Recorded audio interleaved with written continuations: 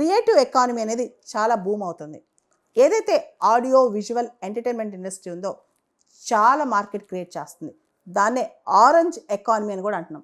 రీసెంట్గా భారతదేశంలో కూడా వేవ్స్ సమ్మిట్ జరిగింది. World audio visual and entertainment summit ఇక్కడ జరిగిందనమాట.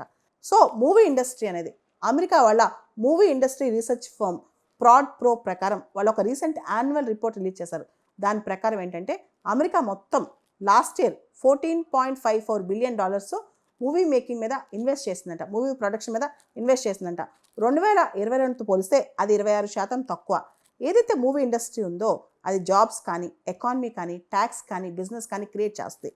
ఏదైతే ప్రొడక్షన్ కోసం కోట్లు బిలియన్స్ ఆఫ్ డాలర్స్ ఖర్చు పెడుతున్నారో అది ఏ దేశంలో ఖర్చు పెడితే ఆ దేశానికి లాభం కదా. ఆ దేశాల్లో ఉద్యోగం పెరుగుతాయి, ఆ దేశాల్లో కన్జంప్షన్ పెరుగుద్ది, ఆ దేశంలో ట్యాక్స్ పేయింగ్ పెరుగుద్ది, ఆ దేశంలో అదొక ఎకో సిస్టమ్ క్రియేట్ అవుతుంది.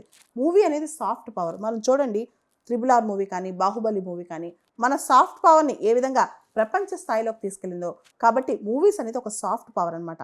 అందుకని డొనాల్డ్ ట్రంప్ తెలివిగా ఇది అమెరికాకి సెక్యూరిటీ థ్రెట్, మన మూవీస్ బయట దేశాలు తీయకూడదు, మన దగ్గర తీయాలని చెప్తున్నారు. ఒక పక్క బిజినెస్, ఓ పక్క బ్రాండ్, ఇంకో పక్క ప్రైడ్, ఇంకో పక్క సాఫ్ట్ పవర్. ఇన్ని ఆలోచించారు.